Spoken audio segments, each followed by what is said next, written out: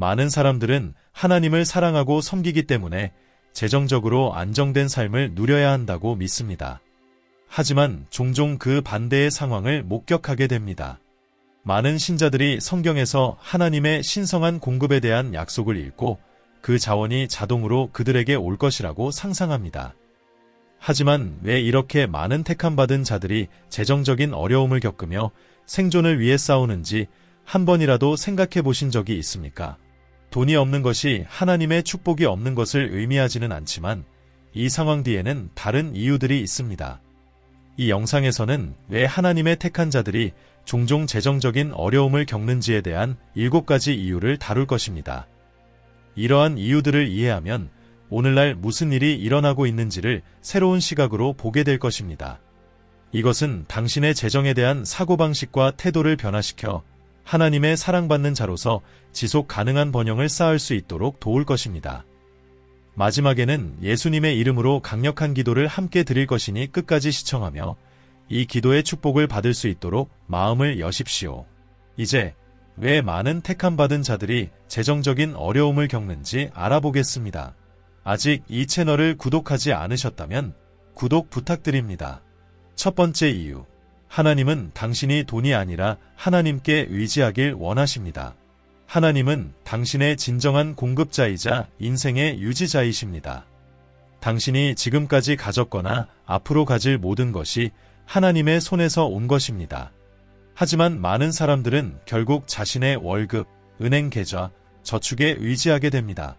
돈이 있을 때는 안심하고 기대했던 만큼 돈이 들어오지 않을 때는 절망합니다. 그러한 순간에 그들은 재정적 어려움 앞에서 기도조차 하지 않는데 이는 오직 비상금에 의지하기 때문입니다. 이러한 태도는 사람들이 하나님이 누구신지에 대한 진정한 이해에서 멀어지게 만듭니다. 그래서 때때로 하나님은 우리가 물질적인 재물이 아니라 오직 하나님께 의존하도록 부족함의 시기를 허락하십니다. 택함받은 자로서 당신의 삶은 물질적인 재물에만 의존해서는 안 됩니다. 이스라엘 백성들이 이집트를 떠나 광야에서 방황하던 40년 동안 그들은 음식, 물, 의복 등 필요한 모든 것을 공급받았습니다. 그들이 불순종하고 고기를 요구했을 때조차 하나님은 그들을 돌보셨습니다. 모세는 그들이 어떻게 먹을 수 있을지 궁금해했지만 하나님은 그에게 걱정하지 말라고 말씀하셨습니다. 오늘날에도 하나님은 여전히 당신의 삶을 주관하고 계십니다. 하나님은 모든 것을 통제하고 계시며 당신은 오직 하나님께 당신의 전적인 신뢰를 맡겨야 합니다. 큰 기근이 들었을 때 하나님은 엘리야를 돌보셨습니다. 까마귀가 그에게 음식을 가져다 주었고 그는 시냇물에서 물을 마셨습니다. 시냇물이 마르자 하나님은 그를 한 과부에게 보내어 그곳에서 기근이 끝날 때까지 엘리야를 돌보게 하셨습니다. 오늘날에도 동일한 하나님이 살아계시며 하나님의 능력은 변하지 않았습니다. 재정적인 부족이 있다고 해서 하나님이 공급하지 않으실 수 있는 것이 아닙니다. 하나님은 당신이 오직 하나님께 의지하는 법을 배우길 원하십니다. 이 부족의 시기는 하나님을 신뢰하는 중요한 교훈을 배우기 위한 시간입니다. 하나님은 당신의 삶의 기초이며 당신이 의지해야 할 반석입니다. 다윗은 말했습니다. 내가 산을 향하여 눈을 들리라. 나의 도움이 어디서 올까? 나의 도움은 천지를 만드신 여호와에게서로다. 당신의 도움은 오직 하나님으로부터 오며 다른 어디에서도 올 수 없습니다. 다른 곳에서 도움을 찾는 것은 자신을 속이는 일이며 에너지를 낭비하는 것입니다. 하나님 외에는 진정으로 지속 가능한 재물이 올 수 있는 곳은 없습니다. 하나님이 함께 계시면 당신은 이미 모든 것을 가진 것입니다. 은행 계좌가 마이너스일지라도 당신이 자랑할 만한 물질적 소유가 없다 할지라도 당신은 여전히 모든 것을 가진 것입니다. 돈이 일시적으로 없다고 해서 자신을 불쌍하게 여기거나 우울해하거나 부정적인 생각에 빠져서는 안 됩니다. 이 시기는 당신이 하나님께 더 가까이 나아가고 믿음을 강화하며 오직 하나님만 의지하는 법을 배우는 기회입니다. 이 시련은 당신을 무너뜨리기 위한 것이 아니며 당신의 삶을 비참하게 만들기 위한 것도 아닙니다. 오히려 당신이 하나님을 신뢰하는 것의 중요성을 깨닫고 당신이 하나님께 모든 것을 맡길 때 하나님이 당신의 삶에서 이루실 수 있는 일을 보게 될 것입니다. 하나님은 당신의 진정한 안전이며 어떤 돈도 하나님이 주실 수 있는 보호를 가져다 줄 수 없습니다. 하나님을 온전히 신뢰하는 것이 유일한 절대적인 안전의 근원입니다. 하나님은 모든 것의 주인이시며 1000개의 산에 있는 가축도 그분의 것입니다. 돈이 부족할 때조차도 당신은 결코 버려지거나 잊혀지지 않았습니다. 두 번째로 고려해야 할 점은 하나님께서 당신의 성실함을 시험하고 계실 수 있다는 것입니다. 성경은 적은 것에 충성하지 않는 사람은 많은 것에도 충성하지 않는다라고 가르칩니다. 당신이 부족함 속에서 하나님을 충실히 섬기지 못한다면 풍요로울 때도 당신의 태도는 변하지 않을 것입니다. 바울은 나는 어떤 상황에서도 만족하는 법을 배웠다라고 말하며 자신의 재정적 상황에 상관없이 하나님께 대한 충성심이 변함없음을 보여주었습니다. 하나님은 당신의 물질적 상황에 관계없이 여전히 하나님이십니다. 재물의 유무가 당신의 헌신이나 하나님을 향한 사랑을 결정해서는 안 됩니다. 하나님을 진정으로 사랑하는 것은 그분이 주실 수 있는 축복 때문이 아니라 그분이 누구신지에 대한 사랑이어야 합니다. 만약 당신이 하나님을 향한 마음이 흔들리고 헌신이 약해졌음을 느낀다면 하나님께 당신의 마음을 온전히 맡기지 않았다는 신호일 수 있습니다. 하나님께서 당신의 마음을 다스리시도록 기도해야 하며 당신이 풍요로울 때든 부족할 때든 진정으로 하나님을 사랑할 수 있도록 구해야 합니다. 이 완전한 항복 없이는 당신은 하나님의 나라의 불을 다룰 준비가 되지 않을 것입니다. 사탄은 불을 얻기 위한 지름길을 제시하며 당신을 유혹할 것이며 당신의 마음이 하나님을 향한 사랑에 단단히 뿌리내리지 않았다면 그 유혹에 굴복할 수 있습니다. 사탄이 예수님을 시험할 때 말했습니다. 내 앞에 무릎을 꿇으면 이 모든 재물을 주겠다. 이 전략은 오래된 것이지만 여전히 사용되고 있습니다. 사탄에게 굴복하는 것은 그 사람의 마음이 하나님께 온전히 헌신되지 않았음을 의미합니다. 예수님께 따르겠다고 다가온 한 율법교사는 예수님이 요구하시는 길의 어려움을 듣고 물러갔습니다. 마태복음 8시 20분에서 예수님은 여우도 굴이 있고 하늘의 새도 보금자리가 있지만 인자는 머리 둘 곳이 없다고 말씀하셨습니다. 이 사람은 예수님을 따른다고 하면서도 실제로는 그로부터 얻을 수 있는 것을 기대했을 뿐이었습니다. 하지만 자신의 기대가 좌절되자 포기했습니다. 그렇다면 당신은 어떻습니까? 당신은 하나님을 추구하고 섬기면서 그분이 주실 것만을 바라며 그분을 따르고 있습니까? 혹시 하나님과 거래하려는 마음으로 헌신을 바탕으로 축복을 얻으려는 생각을 하고 있지는 않습니까? 이러한 접근은 하나님께 통하지 않습니다. 예수님이 많은 이들이 자신을 따르겠다고 했을 때 그들이 실제로는 빵과 물고기를 얻기 위해 따라왔음을 아셨습니다. 오늘날 많은 그리스도인들도 마찬가지로 하나님을 단지 무언가를 얻기 위한 수단으로 찾고 있습니다. 그들이 기대한 대로 일이 진행되지 않으면 금방 하나님으로부터 멀어집니다. 베드로는 예수님께 말했습니다. 우리는 모든 것을 버리고 주님을 따랐습니다. 당신도 모든 것을 내려놓고 하나님을 전적으로 신뢰하는 지점에 도달해야 합니다. 돈은 사람의 성품을 드러내고 돈이 없을 때도 그 사람의 마음 상태가 드러납니다. 당신은 하나님을 섬기고 있습니까? 아니면 돈을 섬기고 있습니까? 둘 다 섬길 수는 없습니다. 당신은 물질적 축복과 상관없이 하나님을 선택하고 섬겨야 합니다. 재정적 부족의 시기는 하나님께서 당신의 마음을 정화하시는 시간일 수 있습니다. 그 과정에서 교만, 탐욕, 자만심 등 부와 관련된 악습들이 제거될 수 있습니다. 재정적 축복이 찾아올 때 당신의 동기는 순수해야 합니다. 부는 다른 사람들을 축복하고 하나님의 나라를 확장하기 위한 도구가 되어야지 개인적인 욕망을 충족시키는 수단이 되어서는 안 됩니다. 만약 당신의 삶이 이러한 방식으로 하나님께 헌신된다면 하나님은 기꺼이 당신에게 축복을 부어주실 것입니다. 세 번째 이유는 당신이 아직 불을 다룰 만큼 성숙하지 않았을 수 있다는 점입니다. 성경은 모든 일에는 정해진 때가 있다고 말합니다. 하나님은 질서 있게 일하시는 분이시며 때가 되지 않았을 때는 복을 주지 않으십니다. 이는 부와 관련된 문제에서도 마찬가지입니다. 어떤 사람들은 아직 영적 성숙에 도달하지 못했기 때문에 재정적 축복을 받았을 때 그것이 그들을 파멸로 이끌 수 있습니다. 그러므로 영적, 감정적 성장이 이루어져야만 하나님이 의도하신 물질적 축복을 받을 수 있습니다. 자녀를 사랑한다고 해서 미성숙한 자녀에게 큰 돈을 주지 않는 것처럼 하나님도 당신을 사랑하시기 때문에 아직 성숙하지 못한 당신에게 큰 축복을 주지 않으실 수 있습니다. 하나님은 당신을 위한 축복을 가지고 계시지만 당신이 그것을 받을 준비가 될 때까지 그것을 주시지 않으십니다. 미리 주어진 축복은 오히려 해가 될 수 있으며 당신을 파멸로 이끌 수 있습니다. 하나님은 당신이 넘어지길 원하지 않으십니다.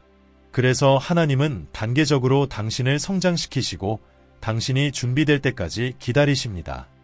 영적 성장은 물질적 축복이 쌓이는 기초입니다. 이것이 하나님이 그분의 자녀들에게 정해 놓으신 질서입니다. 하나님의 축복은 세상에서 당신의 사명을 이루기 위한 도구이며 그 사명을 완전히 이해하기 전에는 축복이 주어지지 않을 것입니다. 만약 그 축복을 너무 일찍 받는다면 잘못 사용하거나 진정한 부르심에서 벗어나게 될 수 있습니다. 당신이 겪고 있는 부족의 시기는 당신의 성숙함을 준비하기 위한 시간이며 그 성숙함이 갖춰졌을 때 부가 당신을 파멸시키지 않도록 하기 위함입니다. 하나님은 당신이 돈을 다스리길 원하시지 돈에 지배당하기를 원치 않으십니다. 많은 사람들은 영적 성숙에 도달하지 못한 상태에서 부를 얻으면 결국 그 부에 지배당하게 됩니다. 그들은 두 주인을 섬길 수 없다는 사실을 잊어버리고 부를 섬기게 됩니다. 당신은 하나님을 섬길 것인지 돈을 섬길 것인지 명확히 결정해야 합니다. 탕자의 이야기는 이와 같은 예입니다. 그는 상속 재산을 받았지만 그것은 축복이 되어야 했음에도 불구하고 아직 미성숙했기 때문에 제대로 관리하지 못했습니다. 그 결과 그는 자신의 모든 재산을 탕진하게 되었습니다. 미성숙함은 축복을 잘못 사용하거나 심지어 낭비하게 만듭니다. 하나님은 낭비를 싫어하시며 당신이 겪고 있는 이 부족의 시기는 겸손과 지혜, 책임감을 배우도록 하기 위한 것입니다. 성숙해지면 당신은 축복을 분별력 있고 신중하게 관리할 수 있게 되며 축복이 당신을 지배하지 않고 당신이 그것을 다스릴 수 있게 될 것입니다. 당신은 하나님의 축복을 소비하는 것이 아니라 그것을 흘려보내는 통로로 부름받았습니다. 하나님이 당신의 손에 맡기신 것을 통해 다른 사람들을 축복하는 것이 당신의 사명입니다. 재물에 대해 올바른 사고방식을 갖추는 것이 필요하며 그것을 하나님의 계획을 이루기 위한 도구로 이해해야 합니다. 돈과 그 역할에 대한 건강한 태도를 기르면 하나님이 이미 당신을 위해 준비하신 것을 받을 준비가 될 것입니다. 영적으로 강한 능력을 쌓고 성장하는 것이 중요합니다. 그래야만 하나님은 당신에게 더 많은 자원을 맡기실 수 있습니다. 네 번째로 고려해야 할 점은 적의 공격입니다. 성경은 사탄의 계략에 대해 순진하지 말라고 경고합니다. 하나님의 택함받은 자들이 학습과 성장의 과정에서 부족의 시기를 겪는 것은 자연스러운 일이지만 재정적 결핍이 적의 직접적인 공격 때문일 수도 있습니다. 이 관점을 이해하는 것이 중요합니다. 재정적 어려움은 종종 영적 공격의 반영일 수 있습니다. 성경에서 사탄은 도둑으로 묘사되며 그의 목표는 훔치고 죽이고 파괴하는 것입니다.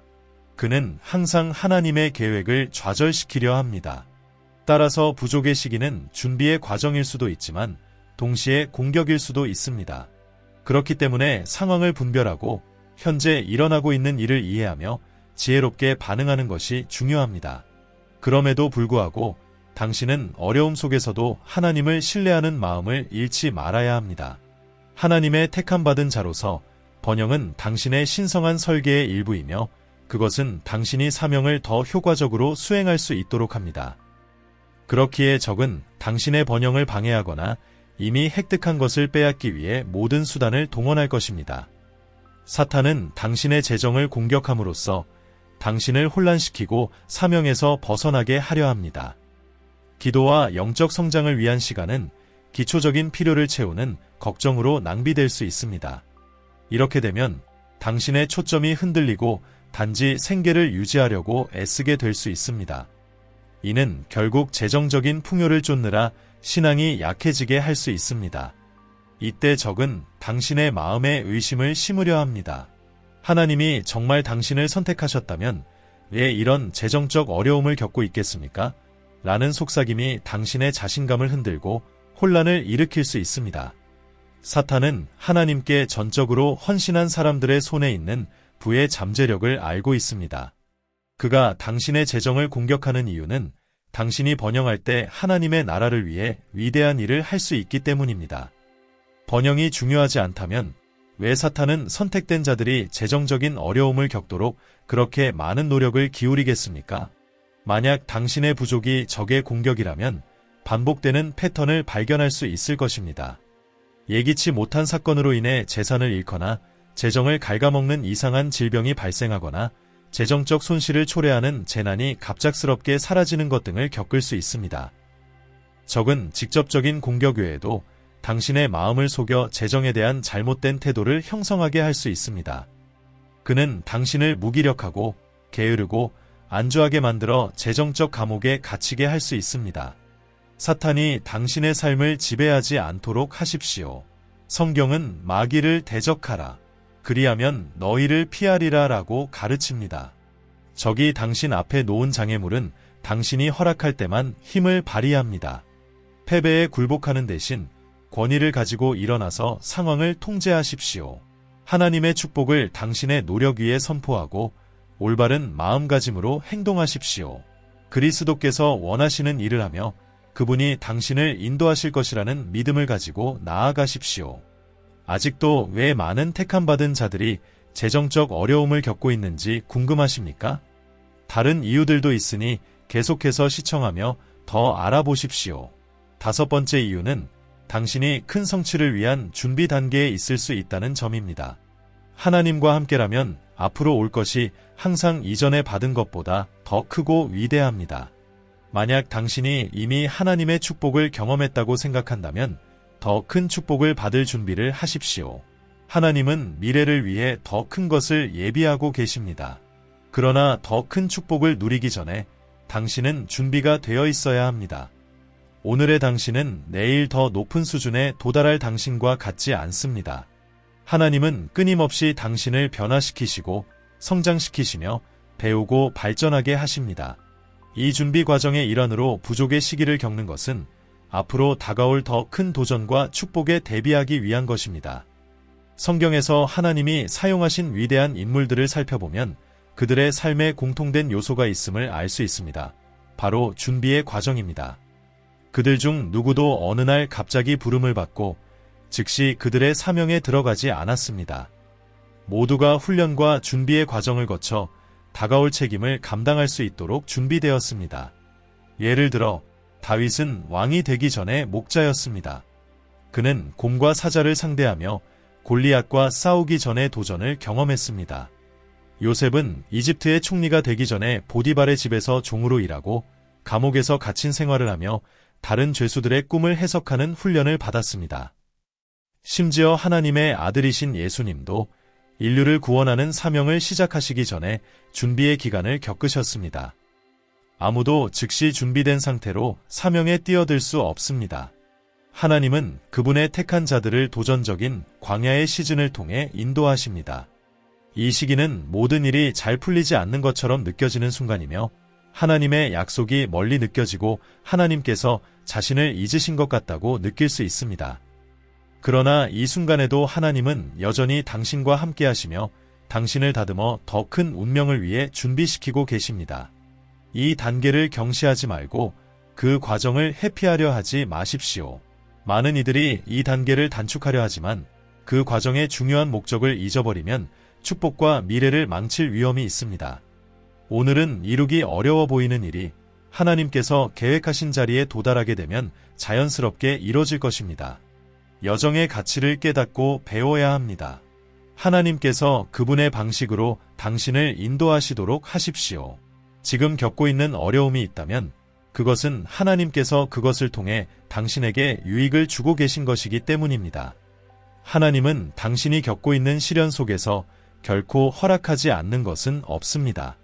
로마서 5, 3대4에 쓰인 대로 환난 중에도 즐거워하나니 이는 환난은 인내를, 인내는 연단을, 연단은 소망을 이루는 줄 알미니라 라는 말씀처럼 이 시기는 당신을 재정뿐만 아니라 인생의 여러 측면에서 다듬고 있습니다. 이 어려운 시기에 변함없이 하나님께 집중하십시오. 겉으로는 변하는 것이 없어 보일지라도 하나님께서 지금 하시는 일을 놓치지 마십시오. 준비의 과정이 끝나면 당신은 더 균형 있고 성숙하며 하나님께서 맡기실 모든 책임을 감당할 준비가 된 사람이 되어 있을 것입니다. 이 시간 동안 배운 성장과 형성의 과정은 하나님께서 미래에 주실 축복을 관리하기 위한 필수적인 준비입니다. 하나님의 준비 과정은 당신의 여정에서 매우 중요한 부분입니다. 그 과정의 각 단계를 신뢰하며 그 안에 담긴 목적을 이해하면서 통과하는 것이야말로 하나님께서 당신에게 예비하신 운명을 진정으로 준비하는 길입니다. 6번째 이유는 하나님께서 부가 가져올 수 있는 위험으로부터 당신을 보호하시기 위함입니다. 번영은 축복이지만 동시에 적이 그것을 당신을 해치는 도구로 사용할 수 있는 잠재력을 가지고 있습니다. 많은 사람들이 부자가 된 후 변화하는 이유에 대해 생각해 본 적이 있습니까? 왜 많은 부유한 사람들이 하나님을 두려워하지 않게 되었을까요? 부의 큰 위험 중 하나는 그것이 거짓된 안정감을 제공한다는 점입니다. 더 이상 무엇을 위해 싸울 필요가 없다고 느끼게 되면 하나님이 필요 없다는 함정에 빠질 수 있습니다. 그리고 그러한 생각은 곧 그들의 행동과 말로 나타납니다. 심지어 하나님이 택하신 자라 할지라도 이 함정에 빠질 수 있습니다. 아무리 힘들어도 부족함의 시기는 당신을 번영의 위험으로부터 보호하는 방패 역할을 할 수 있습니다. 부유함은 사람을 여러 가지 유혹과 악습에 취약하게 만들 수 있습니다. 나부갓네살의 예를 생각해 보십시오. 그는 큰 부와 권력을 얻은 후 교만해져 자신을 신으로 여길 정도가 되었습니다. 만약 그의 재물이 그에게 없었다면 그는 그러한 실수를 하지 않았을 것입니다. 부는 영향력과 권력을 제공하며 이는 자신을 다른 사람들보다 우월하다고 느끼게 만들 수 있습니다. 이러한 상승감에 지배되면 우리는 하나님으로부터 멀어질 위험이 있습니다. 성경은 분명히 말합니다. 하나님은 교만한 자를 물리치십니다. 교만은 사탄이 타락한 이유였으며 하나님은 어디에서든 교만을 다루십니다. 헤롯 왕이 사람들의 찬사를 받아들이고 그 영광을 하나님께 돌리지 않았을 때 그가 벌을 받은 것을 기억하십시오. 우리가 다른 사람을 도울 때 교만의 유혹이 찾아올 때마다 모든 영광을 하나님께 돌려야 합니다. 그렇지 않으면 헤롯과 같은 운명을 맞이할 수 있습니다. 또한 부는 당신의 초점을 하나님의 목적에서 벗어나 사치와 물질주의로 흐르게 할 수 있습니다. 이런 일이 발생하면 당신은 세상의 일시적인 것들에 집중하게 되고 진정으로 중요한 하늘의 일들을 잊어버리게 됩니다. 아직 영적으로 성숙하지 못한 사람에게는 부가 큰 위험이 될 수 있습니다. 그러므로 당신이 겪고 있는 재정적 어려움은 하나님이 당신의 영혼을 보호하시고 물질적 성공에 따르는 유혹과 속임수에서 벗어나게 하시려는 방법일 수 있습니다. 이와 같은 경우에도 당신은 하나님의 뜻에 온전히 순복하며 하나님께서 당신의 삶을 다듬으시도록 해야 합니다. 그렇게 해야만 당신은 번영을 올바르게 다룰 준비가 될 것입니다. 부족함 속에서 머무는 것 또한 도전과 위험을 동반할 수 있지만 하나님의 은혜를 신뢰하여 부가 찾아왔을 때에도 흔들리지 않을 변화된 마음가짐을 개발할 수 있도록 하십시오. 7번째 이유, 하나님께서 당신의 초점을 재설정하고 계실 수 있습니다. 어쩌면 당신은 부, 돈, 지위에 지나치게 집착하고 택함받은 자로서의 진정한 목적을 점차 잃어가고 있을지 모릅니다. 재정적인 어려움은 하나님께서 당신이 정말 중요한 것에 다시 집중하도록 하시는 방법일 수 있습니다. 우리는 때로 성공을 은행 계좌에 잔고 은퇴자금 또는 물질적 자산에만 연관짓는 착각에 빠질 수 있습니다. 그러나 이는 하나님의 성공 기준이 아닙니다. 성경은 우리에게 이렇게 가르칩니다. 사람이 온 세상을 얻고도 자기 목숨을 잃으면 무엇이 유익하리요? 마가복음 8시 36분. 이 구절은 영혼이 하나님과 일치되지 않는다면 세상 모든 것을 얻더라도 실패한 것이라고 분명히 상기시켜줍니다. 하나님은 성공을 세상 재물로 평가하지 않으십니다.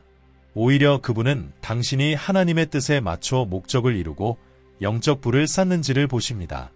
진정한 번영은 물질에 국한되지 않으며 하나님께 헌신된 마음과 신앙의 굳건함에서 나옵니다. 성공은 하나님과의 교제에서 비롯됩니다. 어리석은 부자의 비유를 기억하십니까?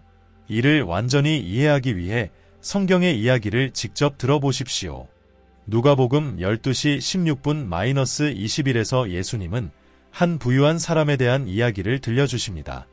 그의 땅은 매우 풍성한 수확을 이루었지만 그는 그것을 나누거나 더 큰 목적을 찾기보다는 더 큰 창고를 지어 자신을 위해 보관하려 했습니다. 그는 이러한 자기만족으로 오랜 세월의 평안을 꿈꿨습니다.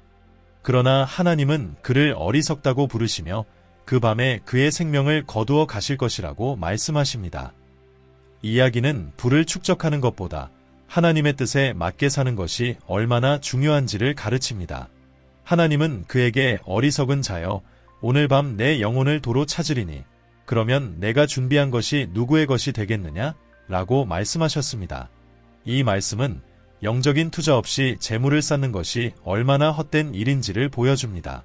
사람의 눈에는 그가 성공해 보였지만 하나님의 평가에서는 아무런 가치도 없었습니다.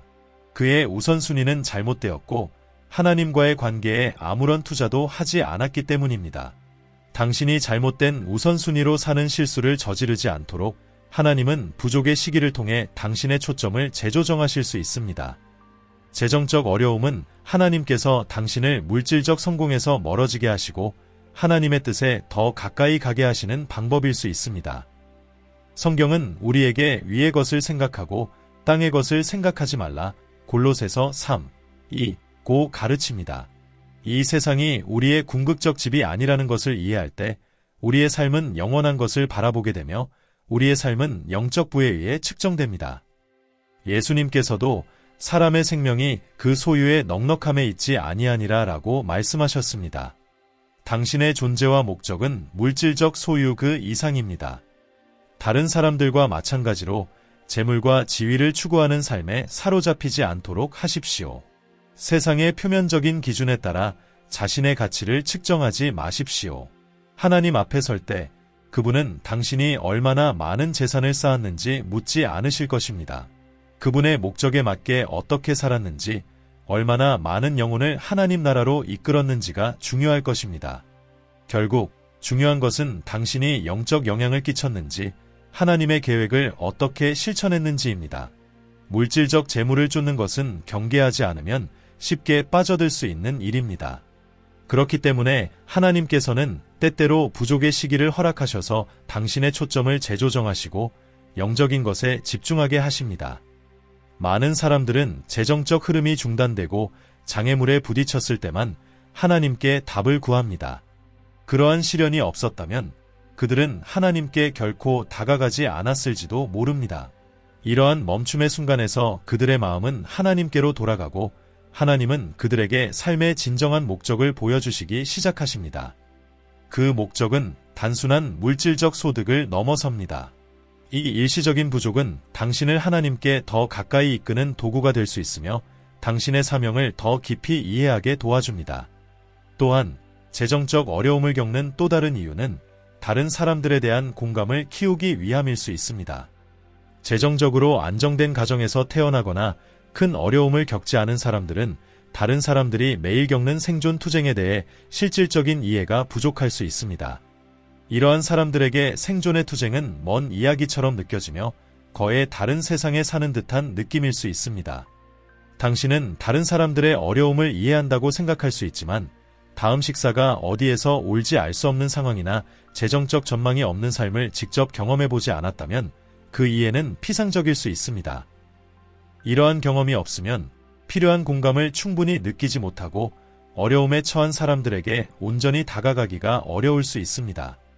그러나 어려운 순간을 직접 겪게 되면 그런 상황에 놓인 사람들의 현실에 대한 당신의 마음이 열리게 되고 이로 인해 그들과 소통하고 그들에게 진정으로 공감하며 목회하는 방식이 변화하게 됩니다. 사도 바울은 이를 잘 보여줍니다. 그는 풍요로울 때와 필요할 때 모두 만족하는 법을 배웠습니다. 그는 가난한 자들에게는 가난하게, 부유한 자들에게는 부유하게 되었으며 그 이유는 두 가지 상황을 모두 경험했기 때문입니다. 바울은 배고픔과 집이 없는 생활을 겪었고 이는 그가 다른 사람들의 상황에 대해 이론적이 아닌 실제적인 공감을 할 수 있게 해주었습니다. 어쩌면 당신이 재정적인 어려움을 겪는 이유는 하나님께서 당신이 재정적으로 고통받는 사람들의 감정을 이해하고 그들과 진정성 있게 연결되도록 하시기 위함일 수 있습니다. 성경은 예수님께서 우리의 연약함을 동정하시는 대제사장이신 이유는 그분이 인간으로서 우리가 겪는 고난과 유혹을 경험하셨기 때문이라고 가르칩니다. 하나님께서 인간이 되어 우리의 아픔을 직접 경험하셨다면 재정적 어려움을 겪는 것은 하나님의 목적에 더 가까이 다가가는 기회일 뿐 큰 희생이 아닙니다. 이러한 상황에서 해야 할 일은 하나님께 집중하고 그분이 가르치시고자 하는 교훈을 배우며 다른 사람들에게 사랑과 자비를 베푸는 것입니다. 당신이 만나는 사람들을 재정 상태에 관계없이 존중하십시오. 결국 당신이 오늘 겪고 있는 경험들이 당신의 마음을 형성하여 하나님의 사랑과 은혜를 전달하는 더 효과적인 도구가 될 것입니다. 야고보서 2:6에서 성경은 재정 상태에 관계없이 모든 사람의 가치를 상기시켜줍니다. 성경은 금반지를 끼고 좋은 옷을 입은 사람이 여러분의 모임에 들어오고 가난한 사람이 낡고 더러운 옷을 입고 들어오면 여러분이 좋은 옷을 입은 사람에게만 주목하며 여기 좋은 자리에 앉으십시오라고 하고 가난한 사람에게는 너는 저기 서 있든지 내 발치에 앉으라고 말한다면 이는 차별하는 행동이라고 경고합니다. 하나님께서는 세상적으로 가난한 자들을 믿음으로 부유하게 하시고 그들에게 하나님의 나라를 상속하게 하셨습니다. 그러나 야고보는 가난한 자들을 무시하고 차별하는 것을 비난합니다. 이 성경 구절은 재정 상태가 사람의 가치를 결정할 수 없음을 가르칩니다. 부자든 가난한 사람이든 모두 같은 존경을 받아야 하며 돈이 그 기준이 되어서는 안 됩니다. 부족의 시기를 통해 우리는 우리 자신과 다른 사람들에 대한 시각이 깊이 변화합니다. 하나님께서 우리의 재정적 어려움을 교훈의 도구로 사용하실 수 있지만 그것이 영원한 상태는 아닙니다. 부족의 시기는 일시적인 것으로 의도되었습니다. 하나님은 당신이 끊임없이 고통받고 빚을 지며 기본적인 생활을 유지하지 못하는 상황에 머물기를 원하지 않으십니다. 그분은 당신이 경건하고 존엄성 있게 살 수 있도록 모든 필요를 충족시키기 원하십니다. 솔로몬의 예를 보십시오. 그는 재물을 구하지 않았지만 그의 마음이 하나님의 뜻을 이루는 것에 집중되어 있었기 때문에 하나님께서 그에게 재물도 주셨습니다. 솔로몬이 성전을 지을 때 단지 좋은 의도만으로는 부족했으며 그는 물질적 자원이 필요했고 하나님께서는 그것을 제공하셨습니다. 마찬가지로 당신도 하나님의 나라에서 어떤 목적을 이루기 위해 물질적 자원이 필요할 수 있습니다. 이러한 자원은 당신의 성품이 시험되고 승인되었을 때 주어지며 번영이 당신의 마음속에서 하나님의 자리를 대신하지 않을 준비가 되었을 때 옵니다. 하나님은 당신이 재정적으로 번영하길 원하시며 그 속에서도 하나님의 영광이 드러나길 원하십니다. 만약 당신이 하나님의 자녀로서 번영할 수 없다고 잘못 믿어왔다면 이제 그 믿음을 재검토해야 할 때입니다.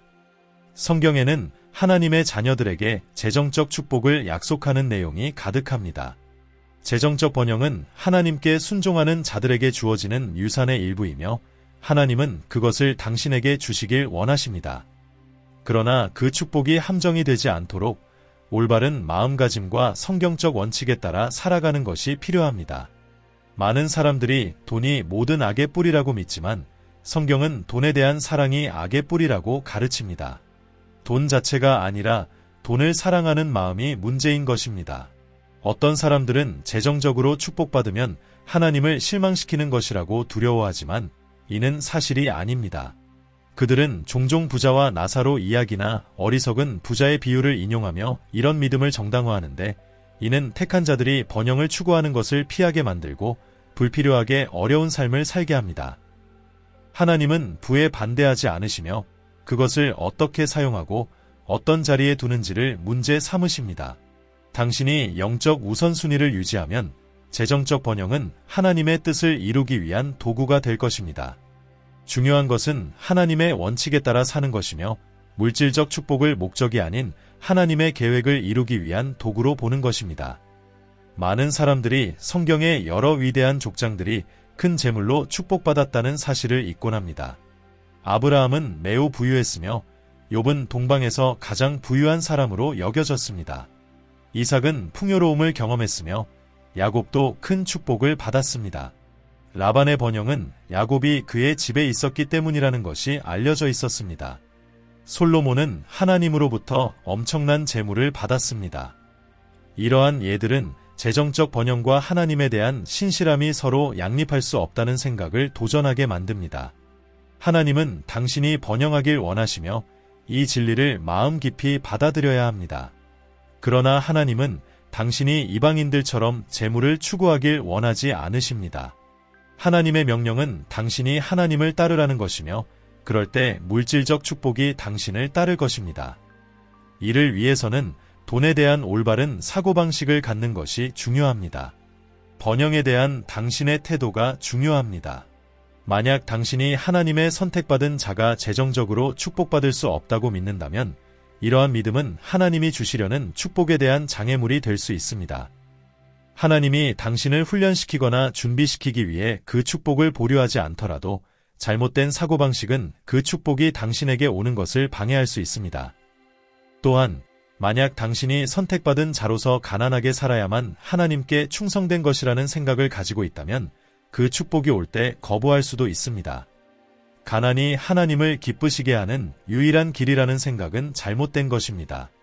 하나님은 궁핍함을 기뻐하지 않으시며 당신이 부족함을 바라는 것을 원하지 않으십니다. 하나님은 당신이 모든 면에서 번영하길 원하시며 여기에는 재정적인 면도 포함됩니다. 예수님은 마태복음 6장 33절에서 말씀하셨습니다. 너희는 먼저 그의 나라와 그의 의를 구하라. 그리하면 이 모든 것을 너희에게 더하시리라. 하나님은 당신이 하나님의 뜻에 따라 살며 하나님께 집중할 때 당신이 필요로 하는 모든 것을 채워주시겠다고 약속하셨습니다. 당신의 삶이 물질적 재물을 중심으로 돌아가서는 안 되지만 하나님이 재정적 번영의 문을 여실 때 당신이 그 문으로 주저하지 않고 들어갈 준비가 되어 있어야 합니다. 재정적 번영은 우연이나 자동적으로 이루어지지 않습니다. 재물을 창출하고 유지하는 원칙들이 있으며 하나님의 축복이 나타나기 위해서는 그 원칙들이 적용되어야 합니다. 당신이 아무리 의롭고 헌신적일지라도 그 원칙을 어기면 재정적인 어려움을 겪을 가능성이 큽니다. 당신은 기도하고 금식할 수 있지만 하나님의 실천적 지침을 따르지 않으면 아무것도 변하지 않을 것입니다. 따라서 금식과 기도는 중요하지만 그것이 재정 문제의 유일한 해결책은 아닙니다. 금식과 기도는 강력하지만 반드시 행동이 동반되어야 합니다. 이러한 영적 추구의 순간에 하나님은 당신에게 재정적 자유를 얻기 위한 전략과 명확한 지침을 주실 수 있습니다. 이제 당신이 해야 할 일은 하나님의 지침에 따라 행동하는 것입니다. 만약 요셉이 바로의 꿈을 해석한 후 단지 3일 동안 금식하겠다고 했다면 그는 이집트를 지도하는 위대한 사명을 맡지 못했을 것입니다. 마찬가지로 기도한 후에는 일어나 행동해야 합니다.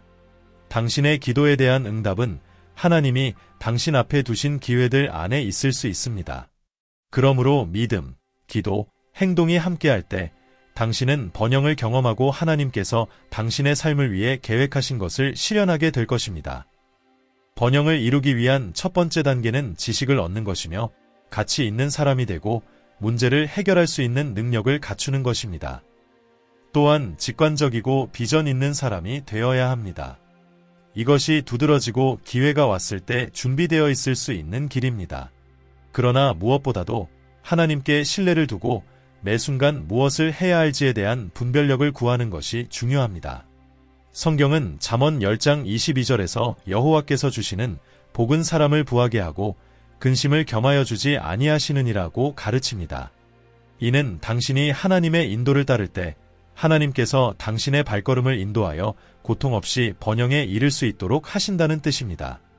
핵심은 재정적 번영을 하나님의 목적을 이루기 위한 도구로 보고 그것을 목적 그 자체로 보지 않는 것입니다.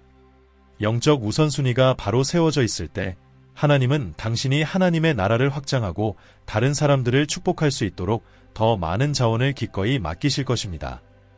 때때로 하나님께서 당신에게 부를 창출하도록 인도하시는 방식은 비전통적일 수 있습니다. 다른 사람들이 사용하는 방법과는 다를 수 있지만 사람을 높이시는 분은 바로 하나님이십니다. 하나님은 문을 여시고 길을 내시는 능력을 가지신 분이시며 그것이 불가능해 보일 때조차도 새로운 길을 만드실 수 있습니다. 엘리사를 찾아온 과부의 이야기를 기억하십시오. 그녀는 남편이 남긴 빚 때문에 채권자들이 그녀의 자녀들을 노예로 데려가려고 했습니다. 엘리사는 그녀에게 평범하지 않은 해결책을 제시했습니다. 그녀는 스스로는 상상조차 할 수 없었던 방법이었지만 예언자의 지시를 따름으로써 그녀는 재정 문제를 해결할 수 있었습니다. 이처럼 하나님께서 과부에게 해결책을 주신 것처럼 당신에게도 이 시즌에 말씀하실 것이며 새로운 기회와 당신의 상황을 창의적으로 해결할 방법을 열어주실 것입니다. 중요한 것은 당신이 융통성을 잃지 않고 그러한 기회가 올 때 그것을 알아볼 수 있는 눈을 가지는 것입니다. 하나님과 그분이 주시는 지침을 신뢰하십시오. 결국 당신은 하나님을 찬양할 수 있는 충분한 이유를 갖게 될 것입니다. 또한 하나님을 사랑하는 마음이 그분으로부터 받는 것에만 조건부가 되어서는 안 됩니다. 원수가 당신의 헌신이 물질적 축복에만 연결되어 있음을 알게 되면 그것은 당신의 기독교적 증언의 균열을 일으킬 틈을 제공할 수 있습니다. 그러므로 재정적 상황에 관계없이 하나님을 사랑하는 마음과 그분의 뜻을 이루려는 결심을 견고하게 유지하십시오. 이러한 마음가짐으로 당신은 모든 덫으로부터 보호받고 하나님의 영광을 드러내는 방식으로 축복을 받을 준비가 되어 있을 것입니다.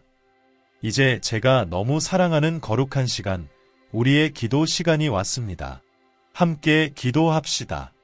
하나님 아버지, 제가 번영하고 풍요로운 삶을 살 수 있도록 하시려는 아버지의 뜻에 감사합니다.